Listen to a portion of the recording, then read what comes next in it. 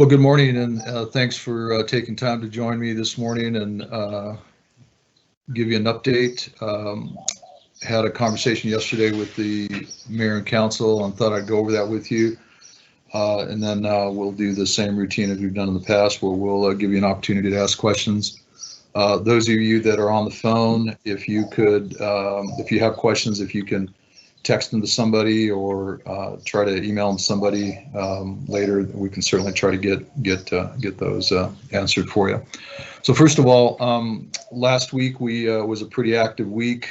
We got information from the federal government on some of our stimulus money, what we're going to get. The good news is we got $95 million from the federal government. The bad news is it's very restricted. It can only be used for COVID-related issues or COVID-related expenses.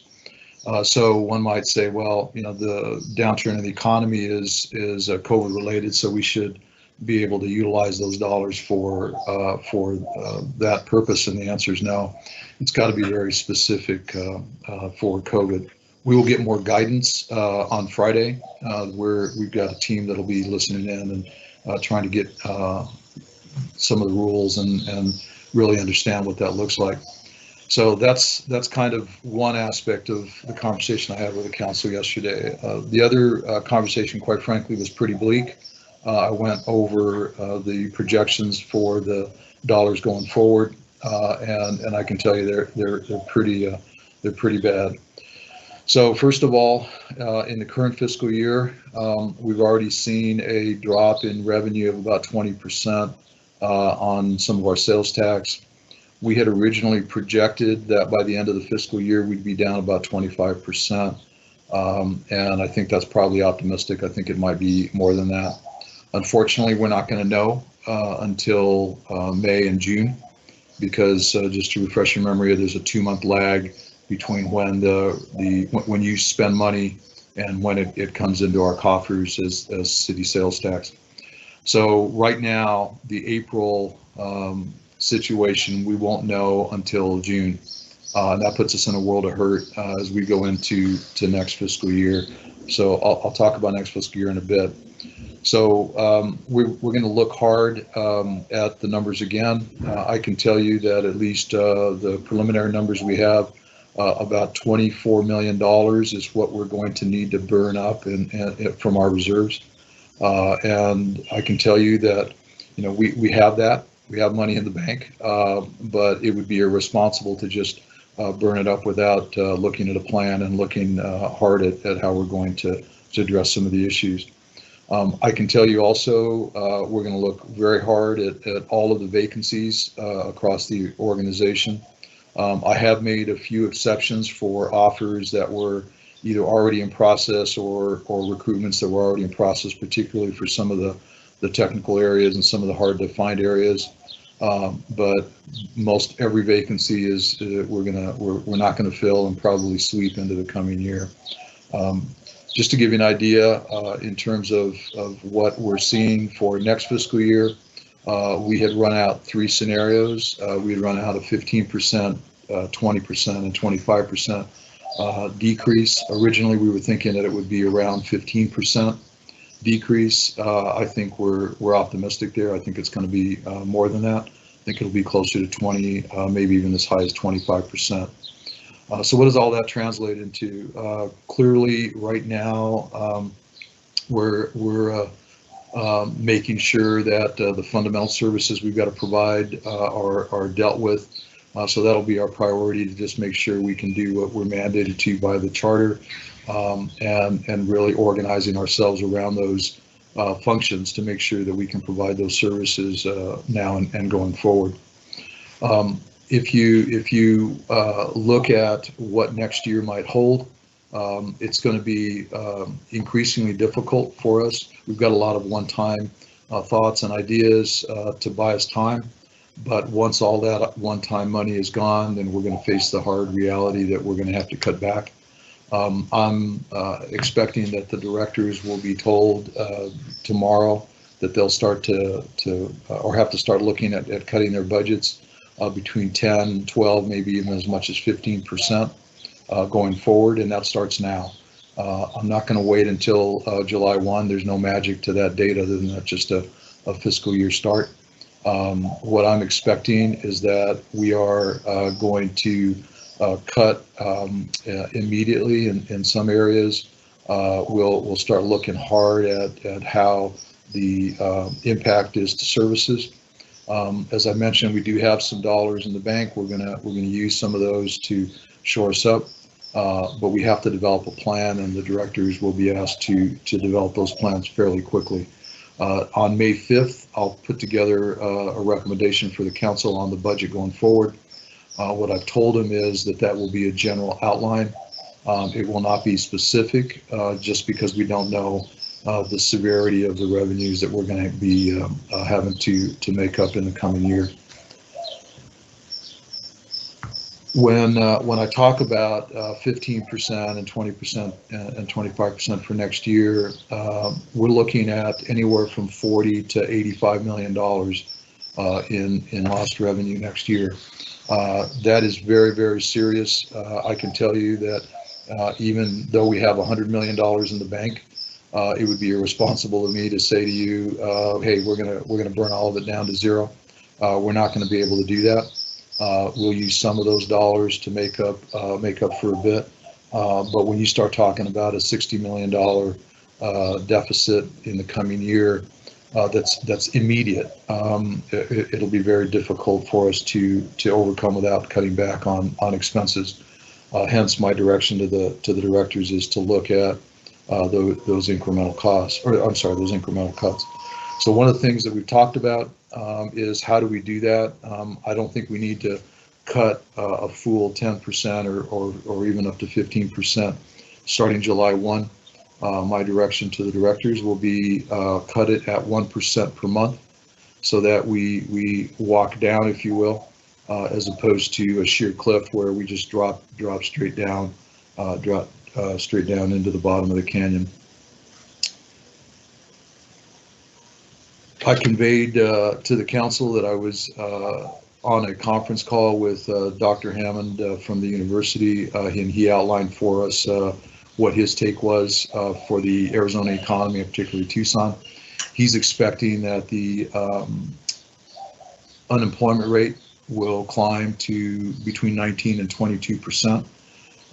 When you look at 1 in 5 people out of work in our state, that's going to sting on a big scale. So when I hear numbers like that, it gets my attention. This already had my attention, and unfortunately, what I've found in the last week is that it's bleaker than what I was hoping or what I was expecting. I'm optimistic by nature, but I also have to be realistic in what we're facing and what we're going to be facing going forward. As I mentioned, we did get relief money. We're going to be very creative in how we use that relief money. We have more guidance coming on Friday, as I mentioned. I'm expecting that we will be able to utilize folks to help with the recovery, the economic recovery. I know that we've already assigned some folks to the business navigators. We're going to be looking at becoming very creative. I'm going to need your help and, quite frankly, your flexibility as we start to go down this path. We're going to need folks that are going to step up and help us with this, because it's not going to be an opportunity for choices. We're going to all have to step up and do some things that maybe we weren't trained to do. I was listening to a conversation between the mayor and President Robbins, where the big need in the not too distant future will be phlebotomists. So I told her, I said, hey man, we're going to have folks that might be ready to be trained to do that. We're all going to need to step up and figure out ways to make things work. The nonprofit community is suffering, and we're gonna probably look at ways that we can shore them up again, trying to take advantage of some of that reimbursement, because again, the dollars that we got are not for our organization, they're for the community as a whole. So small business, nonprofits, workers, families, etc.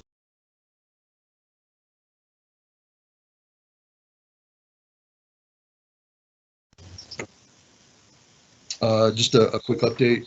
on the just a quick update on the premium pay, the hazard pay. Some folks had talked to, or asked me about. So I did go to council yesterday. I did have a conversation with them about that. They I asked them to delay it until May 5th, only because we'll know more in terms of the rules. As I mentioned to you before, I'm very concerned about recommending hazard pay or premium pay, and then not having enough money to pay folks. If I can be assured of reimbursement from the federal government, then we'll certainly look harder at that. I'll know more on Friday, so the next time we get together, I'll be able to tell you with a little more specificity. I did get some questions from folks as to what does that look like. I can tell you simplistically, if you can work remote, you are not eligible. If you have to go into the office to do your job and there is work for you to do, generally speaking, that would be considered premium pay. But I have to be honest with you, given all of that we're facing and dealing with, I wouldn't worry too much about that right this second. Although it's important, and it's certainly something we're gonna go down the path and figure out. We've got other issues and quite frankly bigger issues that we're going to be facing here in the not too distant future. So please be patient with us. I know Anna and HR and her team, Emily and folks and Elsa have been working hard to put down some information on paper. But keep in mind that it's fluid, and until we get the final guidance, I won't be able to tell you with absolute certainty. Questions that I'm going to get are, is everybody going to take a cut either in pay or in their budgets? In pay, I don't know. In budgets, absolutely. I can guarantee you that we will look across the board. I wish I could tell you it's going to be equitable in terms of everybody's going to give up 10 to 12 to 15%. I can't do that. I don't know that. I think that I'm going to leave that to the directors to work together to shore each other up. But it will affect everybody. Everybody's job will be affected going forward, in that we will all have to work together to shore each other up, maybe even doing things that we had not traditionally done, as I mentioned earlier. Big question is, are there going to be layoffs? I don't know that. Again, I can't tell you, and that's always hard when I give you bad news, and then I don't give you, I can't give you specificity there. I can tell you that our first order of business is to look at all the vacancies. When you start looking at a 10 to 15% cut in expenses, there's probably no way to do that without personnel cuts. But I'm not trying to panic you at this point. I'm just telling you that's the reality of what I see.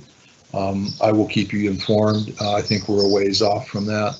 Like I said, we've got a little bit of money in the bank, and we're gonna get through it for a bit.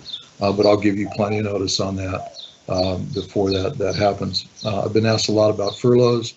I'm not necessarily a proponent of furloughs. I think that they're again a one-time fix as opposed to cutting costs in the long term. I know the university just did furloughs on a big scale.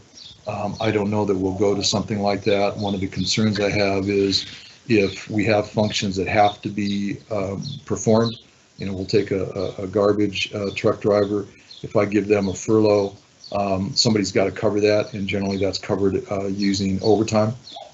So we're going to look real hard at that before any decisions on that are made. The way that I see this, we tapped the brakes by scaling back expenses and hiring freeze, etc. What I'm telling you is we're going to slam on the brakes pretty hard in terms of expenses. Obviously, with all of the PPE and all the COVID expenses and IT expenses, there's some things that we have to do to keep us moving. But it's pretty sombering when you look at those numbers and you realize that we're going to have our work cut out for us. Another thing wanted to mention, oftentimes in the past, it was the general fund that suffered, so that it was all a function of sales tax.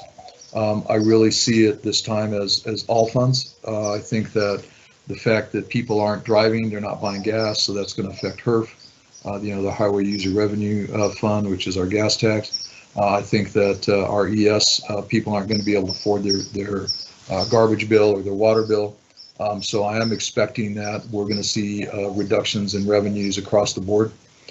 So this message is not for the general fund. And so if you're in an enterprise fund, we're going to need your help as well, because I think it's going to be across the board. It's not going to be just the general fund, which is a little different than traditionally we've approached these kinds of issues, because usually it's just sales tax. And although I spent a lot of time talking about that because that's the biggest hit, you can rest assured that the rest of the funds are going to be hit, and we're going to prepare ourselves for that.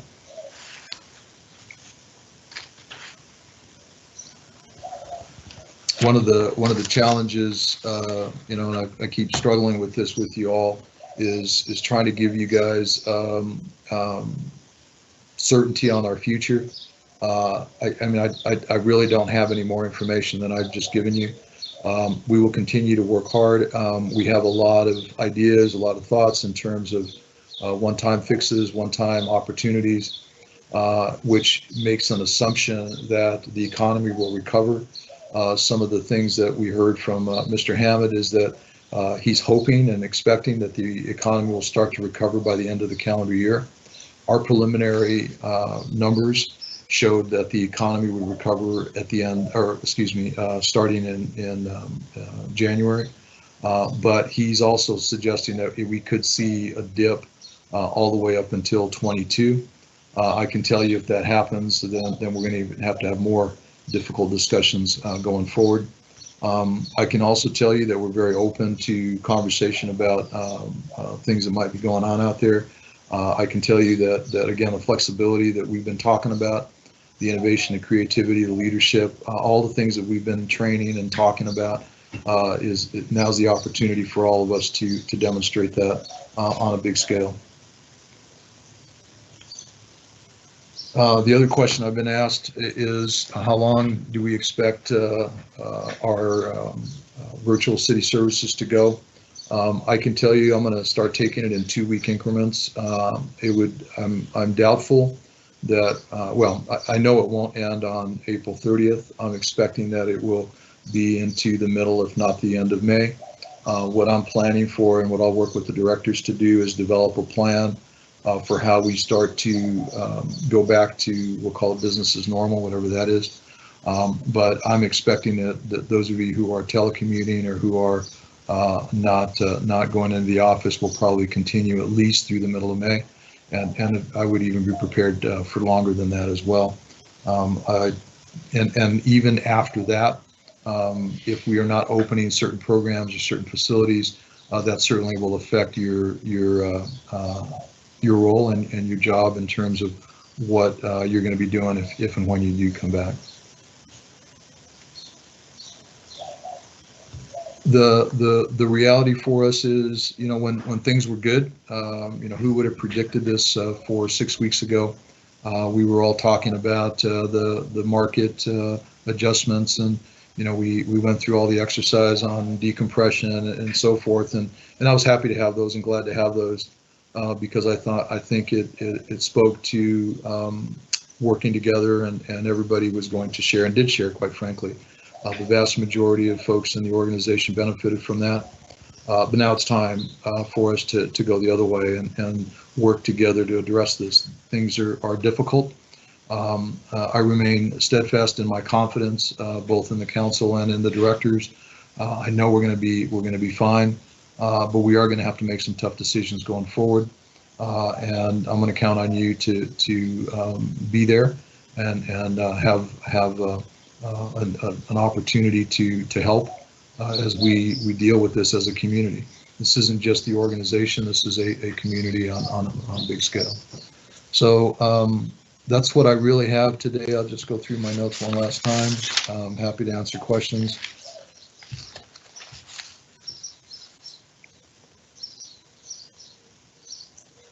That's pretty much what I have. And if I think of others, we can get to it. So with that, I'll start answering questions.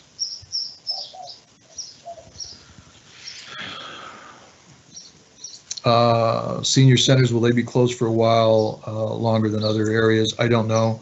That's a question from Carl. I suspect that as time goes on, we'll have better we'll have better information on that. I'm of the opinion that as the governor softens up his executive order, we're also going to take our lead from the Pima County Health Department. It'll give us an opportunity for folks to we'll call it slowly start getting back on it. Can you talk about interim positions? If the person is serving in a higher capacity as a temporary supervisor, will that person remain in that position? Short answer is I don't know. It depends on what that position looks like, and I would suggest talk to your supervisor, talk to your director about that. We're going to be looking at all positions, period. So just talk to them about what that specific piece is. Sounds like furloughs may be on the table then. Short answer is yes. I think everything's on the table. You know, as I mentioned earlier, I don't think that's the way to go necessarily, but I can't rule them out, and I won't rule them out. I think we'll know more down the road.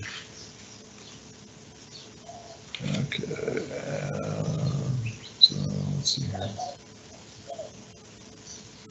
If we are to open recreation centers, will proper PPE and other virus prevention items be provided? Things like sneeze shields, hand sanitizer, gloves. That's the intent. Is we will not open back for business until we do have adequate PPE. So one of the things that we've talked about is that we'll use City Hall, or we'll use some of the rec centers before folks can go in. They would have to. We'll have a sanitizing station as well as thermometers to take folks' temperatures. I know Pima County is already doing that. So part of the plan for quote reopening will include that. Next question. Before police were able to use the 80 hours of city pandemic leave for childcare, homeschool reasons due to closed schools, now being told that while 180 hours of city pandemic leave are available, none of those hours can be used to care for others. Are you considering expanding any of the city pandemic leave for police beyond COVID symptoms and COVID diagnosis of the employees? So I think there's two questions in there. One is the 80 hours. So as I mentioned before, all employees were given the 80 hours of COVID leave. The approval of the supervisor is what's necessary in order to deal with that. So I'm not sure if that answers that question. Not sure if that answers that question or not, but in order for police, and they can use it for COVID-related leave, but I can also tell you that it does require the approval of supervisors. It says, now I'm being told that while 180 hours of city pandemic leave are available, none of those hours can be used. Again, it's up to the supervisor. So I can tell you that the federal government, when they put out the two leaves, the 12 weeks of caring for your child and the 80 hours of pandemic leave, they excluded emergency responders. We've tried to do something to help with that so that the emergency responder will still have leave, but it does require the approval of supervisor, and that doesn't necessarily mean that you can't use it for caring for others as long as you have approval of supervisor. So the key is, again, I can't emphasize it enough, approval of supervisor. TPD has well over 30 phlebotomists. Awesome. So we're going to be tapping them, and they might need to train. According to the U of A, we need several hundred across the community.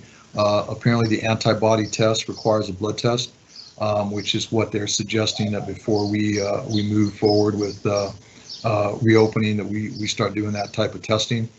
So that's fairly new information, only from earlier this week, but I'm certainly going to be tapping everybody who knows how to draw blood. Some reports are saying that Arizona is flattening the curve. Is that your take on that? Absolutely not. I can tell you that the numbers we're still seeing are discouraging from that perspective. I don't think we've peaked yet here in Pima County. By the way, if you're interested in that, Pima County's website is kept up to date, and you can get that information. But the number of cases has not decreased, and we certainly are not. We're not on the downhill slide, that's for sure. And so I'm very concerned about that. And as I mentioned last time, my biggest concern is, as long as it takes us to ramp up, it'll take us to ramp down. So that's obviously a challenge. What about austerity, cut and pay for senior level positions as opposed to hourly level staff? Is senior staff making significant dollars willing to take a cut? Civil service likely doesn't allow austerity, but contempt measures for senior staff be put in place. So I'll go back to the furloughs. Absolutely, everything will be on the table. And so we're going to have those discussions. We're going to work real hard to cut back on expenses. And although that's not something I'm looking forward to doing, if we have to start making those kinds of cuts and asking folks to take cut and pay, I'll certainly be ready to do that. So again, everything, all the ideas that you've got, we're either on them or we're certainly working through putting them together. How might this impact facilities maintenance? Again, if I don't have money to pay for facilities maintenance, I won't be able to perform it. It's just kind of that simple. And unfortunately, I think I mentioned this last time, when you look at long-term value, obviously maintenance is the way to go. But if you don't have money for it, you don't have money for it. And so that's all it is. Can you send out the chart that was shown during the study session yesterday in regards to when it is safe to start reopening? Yeah, thanks. That's a great idea. We'll do that. It's actually it's a matrix that was put together by Pima County that has certain colors based on where the community is and when it might be safe to open. So we'll definitely send that out. It's a one-pager, so it's actually that one that we showed, I think, is a little dated. I think it was from last week, but we'll certainly see if we can't put something together. Can we close some of our buildings and save some money there on utilities and security? We've already done that in some areas, but I can tell you that we're going to look at everything. And if, again, we don't have money to open them, we're not going to open them, and it almost won't matter. But the magnitude of what we're talking about, when we're talking tens of millions of dollars, every little bit helps. But it's going to be larger cuts than just utilities and security. Hey, Matt, was Dr. Hammond's unemployment estimate for the Tucson metro area or statewide or national? It was statewide. The estimate was, I think he said 19%, but in his comments he said it could be as high as 22%, and that was for the state of Arizona. Seeing how we're tracking pretty much with what's happening up north, I suspect that we're going to be in that same boat or very similar boat. Could increases in fees for and investments in the green stormwater infrastructure program be delayed? That's going to be something that we'll consider. I think that as you heard me say before, all fees are off the table. The green stormwater infrastructure was already approved by council, and so it was already implemented, or at least in the process of being implemented. So we're going to have a conversation around that as well.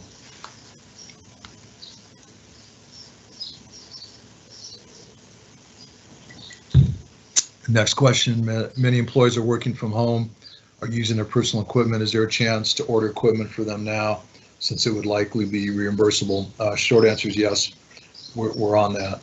And I can also tell you that we are, and again, shout out to our IT folks. Every time I get on these, I feel the need to do that. Our IT folks have really stepped up and done some great things for us. And so we just got, I think, an additional 300 monitors or laptops or something that they're going to be deploying. So absolutely, thank you for that. And again, if you've got ideas on reimbursables, please let us know. We're always up for that. Any retirement talks for those eligible? Absolutely not at this point. I can tell you that retirement incentives cost money, and I'm going to be going the other way. So sorry. Will the city authorize ICMA to allow employees affected by COVID emergency withdrawals under CARES Act? ICMA states they must be authorized by plan administrator. That's one I hadn't thought about. We'll look at that.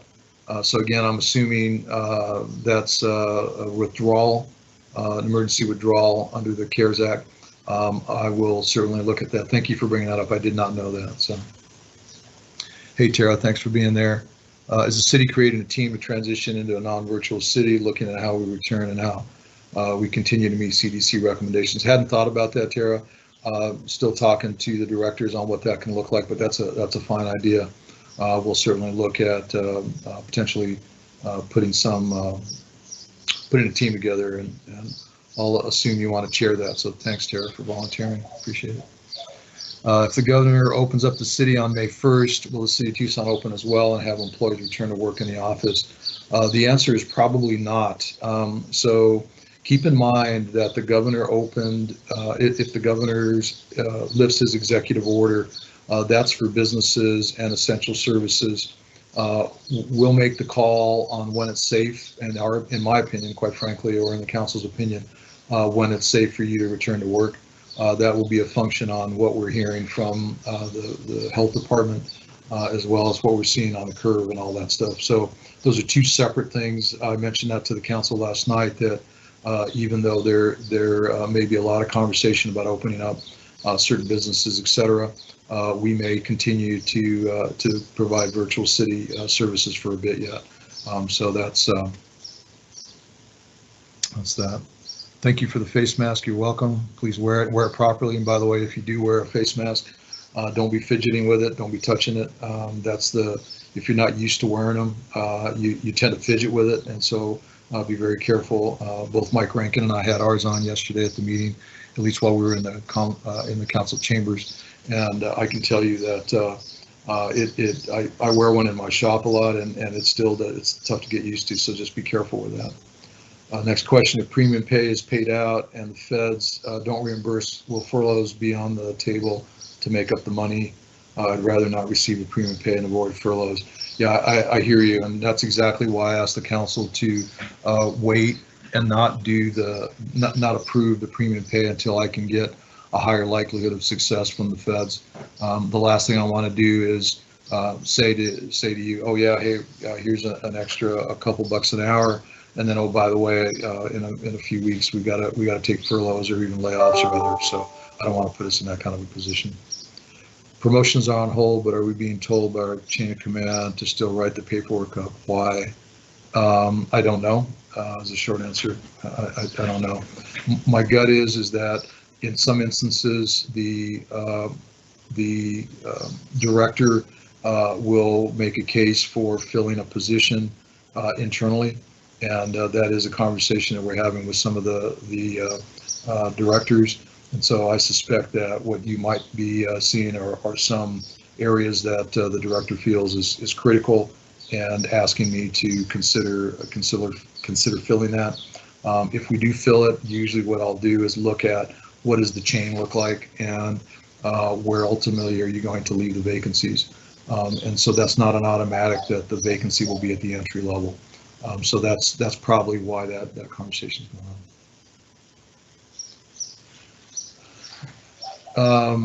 Would placing city employees to work at nonprofits or small local businesses count as COVID related?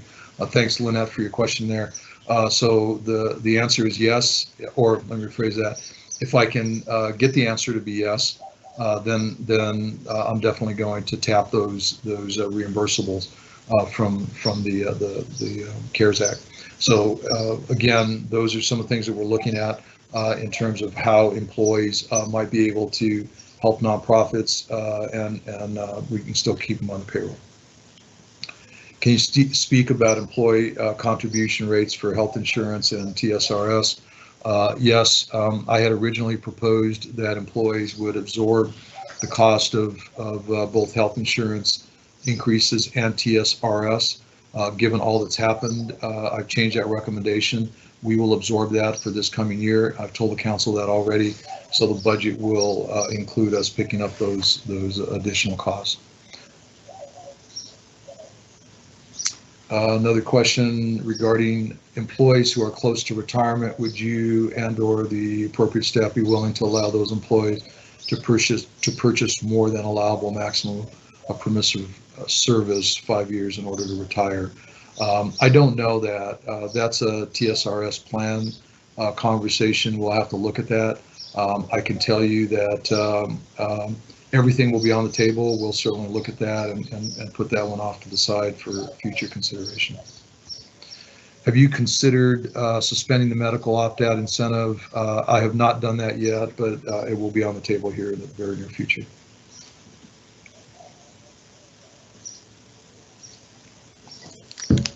Will the retirement funds be affected? I assume when you say retirement funds, you're thinking of ICMA or our TSRS. Of course, they're affected because of their rate of return, but I don't know that their plan is affected in terms of payouts, those kinds of things. If you are in ICMA or some of the other programs, I'm sure you've seen what's happened to the market and you've seen what's happened to your balances. But at this point, I've seen some communication from folks that it will not affect their payouts. If furloughs do happen, could there be a chance that employees could take it as a straight week or something like that? So we're going to talk through that. One of the pieces that's tough, right, is if I don't have money to pay you, what does it look like? And so it could be that instead of doing 1 day here, 1 day there, that it'd be a longer time frame. But it's still a little early for me to comment on that, other than to say that it's on the table and we'll look at it. Any thoughts on the city offering antibody testing similar to shot clinics? Yes, actually, that was part of the conversation that I had on Monday. I can tell you that we are going to look at that across the board. That's part of going back to Tara's question about what normal might look like. That'll be a conversation that we have as to how do we allow people to come back to make sure they're not infected, to make sure they don't infect others, those kind of things. So we're definitely having those discussions now. If layoffs are implemented, do I have an idea of what positions will be affected? No, I really don't.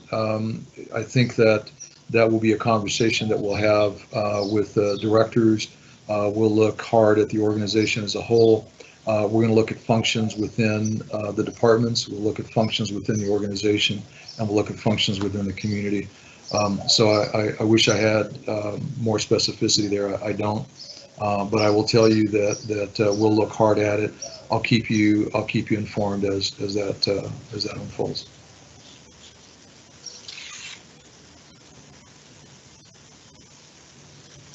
Have you considered offering reduced work schedules like 35 hours as an option? Employees could still keep benefits, but opt to work less hours once we're working back in the office. So again, all of that's on the table. One of the difficulties is for the exempt staff, particularly, if we tell them you're only going to work 35 hours, so we're going to basically cut your pay by 5 hours a week. They end up working those extra 5 hours. So it becomes an issue there. I can also tell you that's in essence taking a cut in pay. We're going to look at all of that as potential options. What that might do to and again, it's if I've got areas that are necessary for us to keep shored up. If you're only working 35 hours, what am I going to do with those other 5 hours that need to be performed? Which usually means somebody else covers or somebody else comes in on overtime, and that becomes a little bit of a challenge. But I don't mind telling you that we're definitely on that. Could you please consider or give consideration to lifting the cap on the vacation leave during the pandemic timeframe? We will consider that. I can tell you that now is not the time to be looking at adding cost, and that's what that does. It adds liability. But I'm not opposed to that, to be honest with you. I think that there's a lot of folks that are in those emergency responder areas, and we'll certainly look at doing that. I think that's a fair request.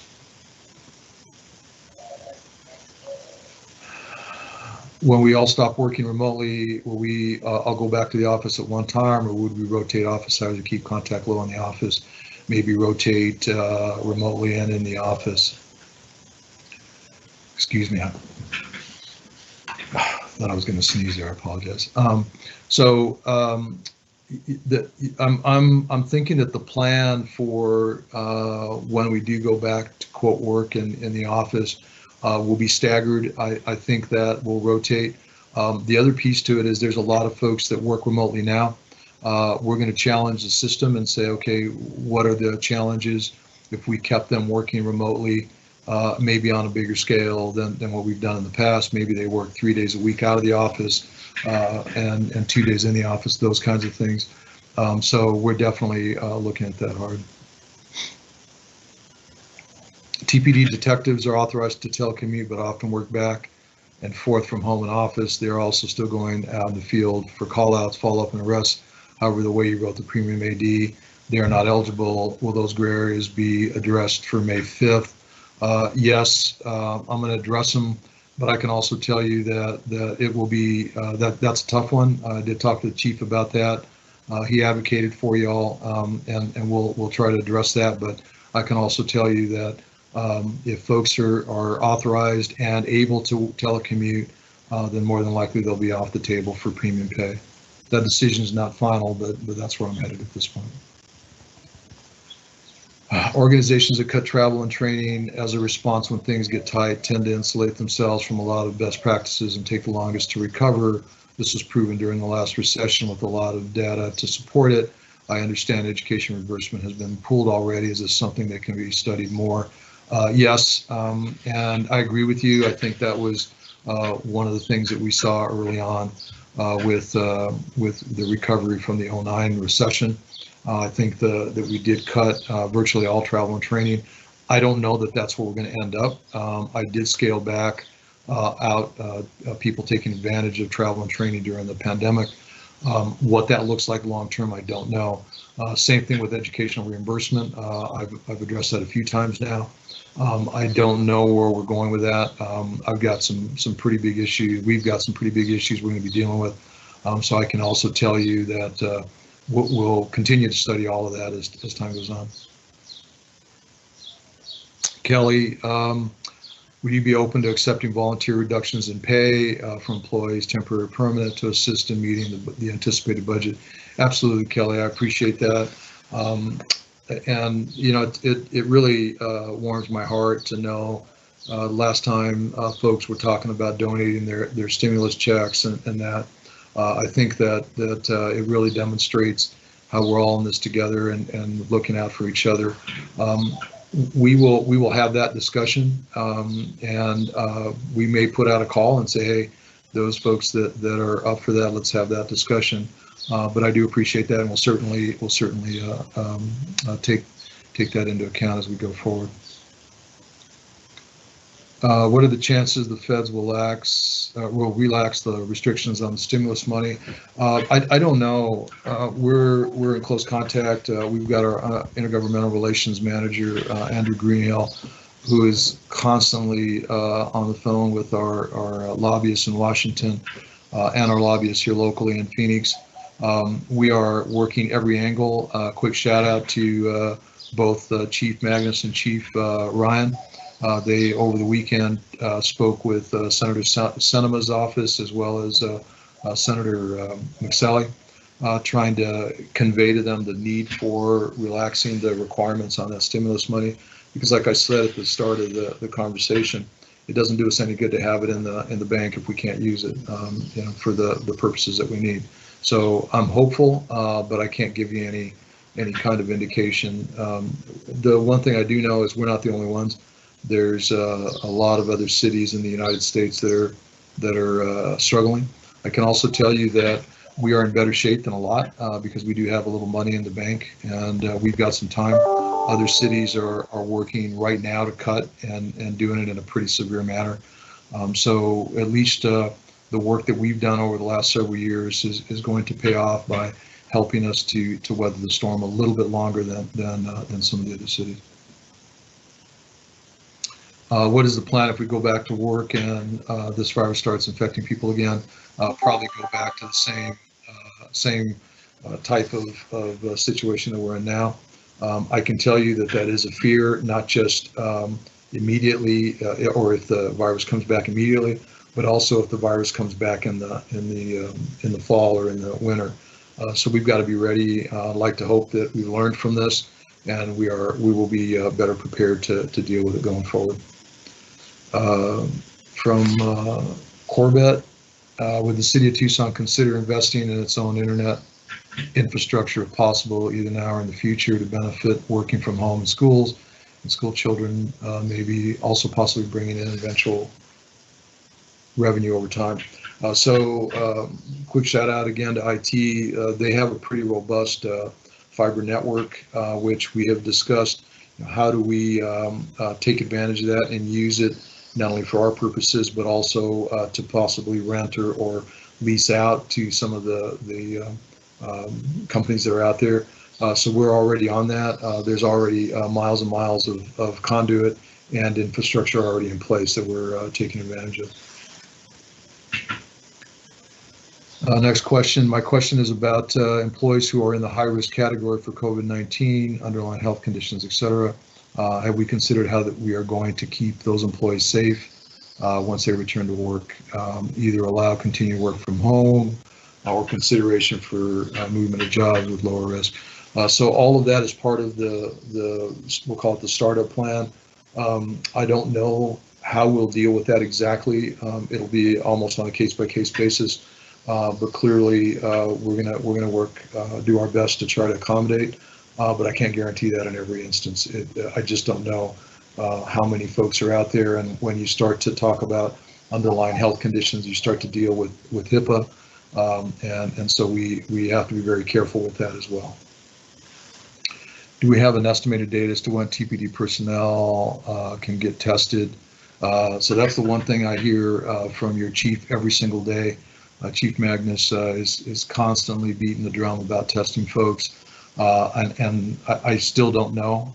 I know that he has made a lot of noise with the congressional delegation as well as with Pima County and all of our partners, but I just don't know. I know that that is something that's on the horizon, but I can't give you a date on that. Do you think that maybe one of the vacant offices can offer childcare? Definitely someone to check fevers and so on would have to be there. That's an option. We do have our recreation staff that is certified for 5 and older. Part of the challenge that we have is for 5 and under or under 5. Remember, it's 5 and under or under 5. We are not certified to do that. So if you have kids that are older, between 5 and 12, that might be an option we can certainly consider, and there might be some value there. But oftentimes the folks that need the help are the ones that with less than 5 years old. But certainly that can be an option for us to consider. For Parks and Recreation, KidCo, and aquatic programs, they are dependent on non-perm employees and takes about a month to set up hiring, training, etc. KidCo provides care for those parents that are working. Do we know if we will still be able to open up for some KidCo and or pool sites, and if we will be able to hire non-perms? I don't know. A lot of it will depend on how long this lasts. If we're still having this discussion into August, into July, then that is one answer. If we start looking at opening sooner, maybe there's going to be an opportunity. Keeping in mind that we are affected by the school schedules as well. So far, everyone's sort of thinking that the school schedules will start again in the fall on schedule, but it's hard to tell at this point. So the answer to your question is I just don't know at this point what that's going to look like going forward. Would it be a good idea for management to check on the people working from home to say so they feel like they're part of the team? I think at the moment everyone is scared, and we need management to help make them feel needed and wanted. Yeah, that's a great thought. So I can tell you that one of the struggles that most folks are having is the isolation. We're used to interacting with social beings, and so we're used to interacting on a daily basis. And all of a sudden, you just turn the switch down, and all of a sudden you're isolated.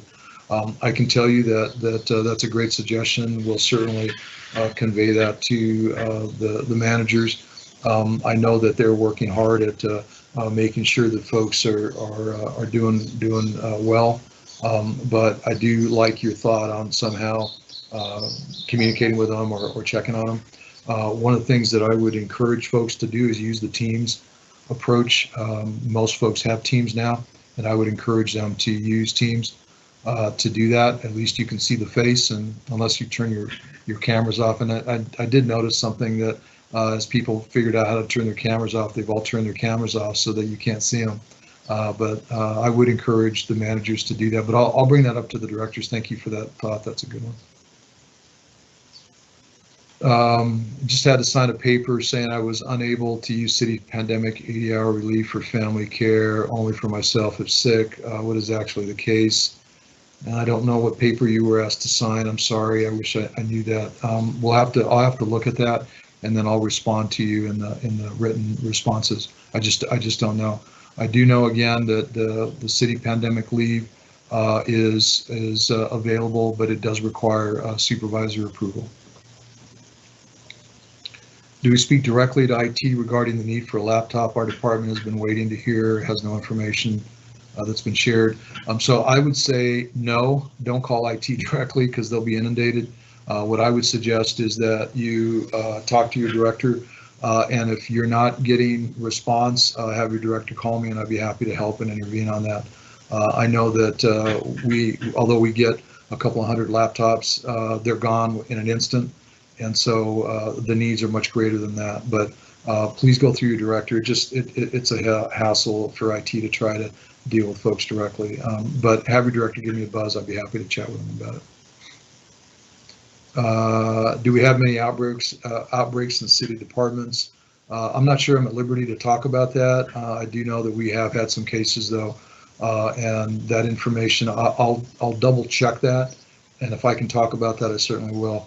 But I know that we have had some cases that have been reported to me. Will there be a rainwater harvesting rebate offered in the future? I don't know. Right now, the focus is staying afloat, no pun intended there.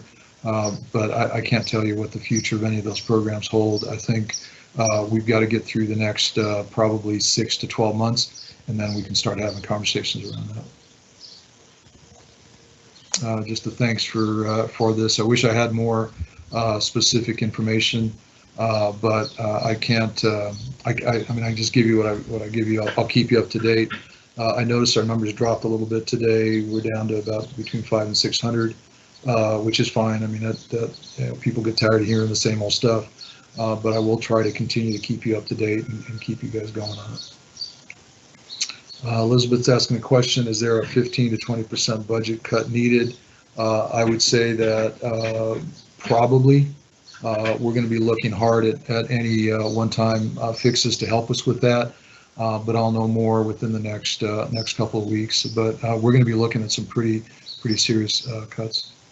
Eric shared an article from PSPRS and what the coronavirus is doing to the stock market and your pension. So thank you, Eric, for sharing that. It's on the chat.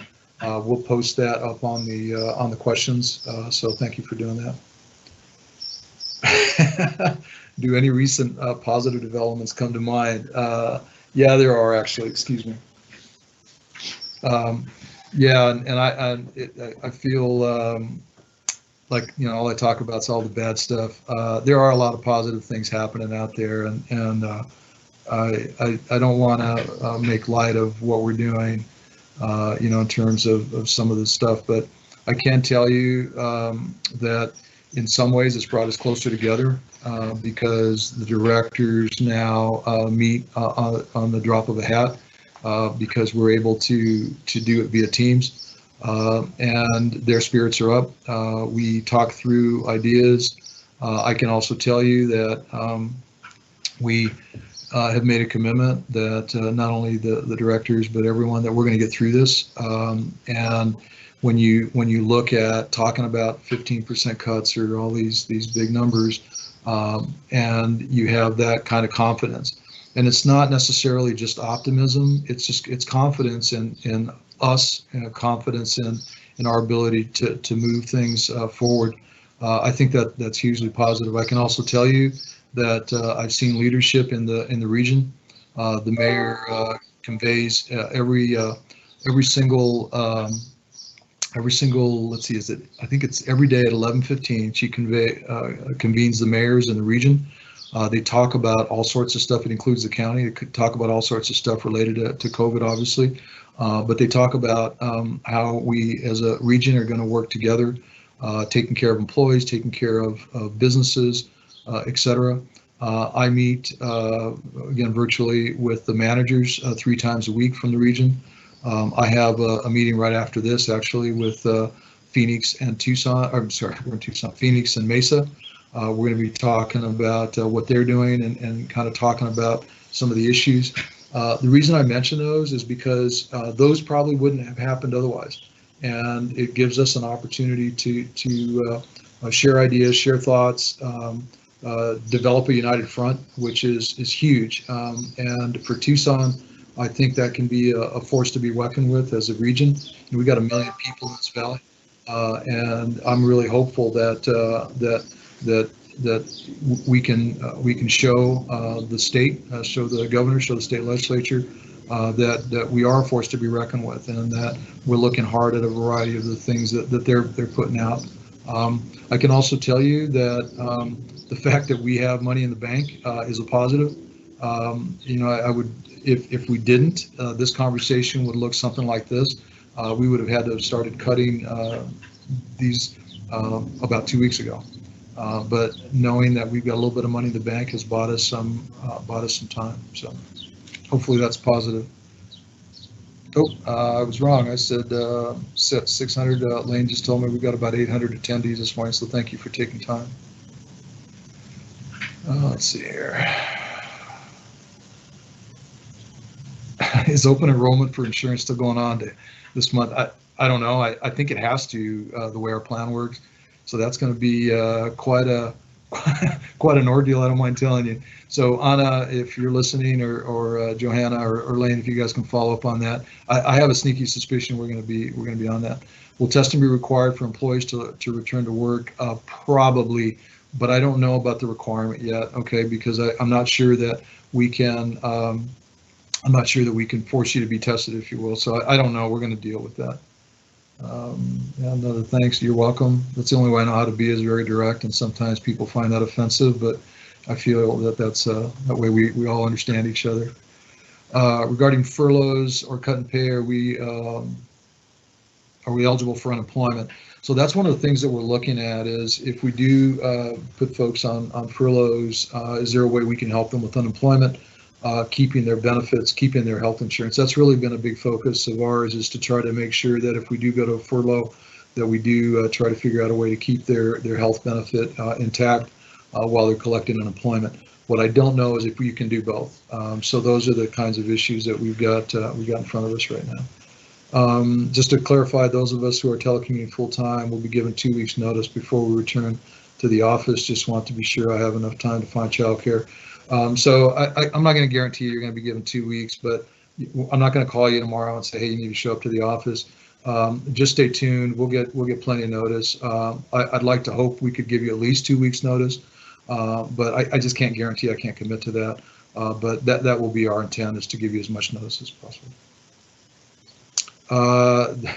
Elizabeth, they say sneezing, nasal drip is not a sign of COVID. Are you feeling okay? Yes, I'm feeling fine. It's just I had a tickle on my nose and I started to sneeze. So thank you, Elizabeth, for asking that. I'm feeling fine. Actually, I'm feeling great. And I would also encourage you back to the positive. Take advantage of this time. Go outside and hopefully you're able to go for a walk. It's just been incredible to see how many people are out walking. And it's a little awkward when you're walking down the sidewalk and then you got to do the 6 foot social distance, but clearly there is some opportunity here, and I hope you're able to take advantage of it. So we're about out of time. If there are no other questions, I don't see any more that are coming through. Oh, hold on, there's one more. Just to thank you. You're welcome. My pleasure. So with that, here's what we're going to do going forward. We are going to be working on the budget and hopefully have a memo to the council ready to go next week sometime. They will be addressing it on May 5th, so we'll be going through that exercise with them. I will update you next week on what that looks like and what that contains. In the meantime, I'm going to meet with the directors. We've got ELT here pretty quick. We're going to start talking about a lot of the questions that you asked, which were already on our agenda. What does returning to work look like? What are some of the opportunities there? What does 1% cut per month look like going forward? All of those things, and I hopefully will be able to at least give you a little more thought as this moves forward. So with that, granddaughter's not here to say goodbye, but we'll see you soon. And again, be safe. I hope that you are doing well other than all this negative news. Please try to take care of yourself and stay optimistic, and we'll be in touch as often as we can. Take care. Bye-bye.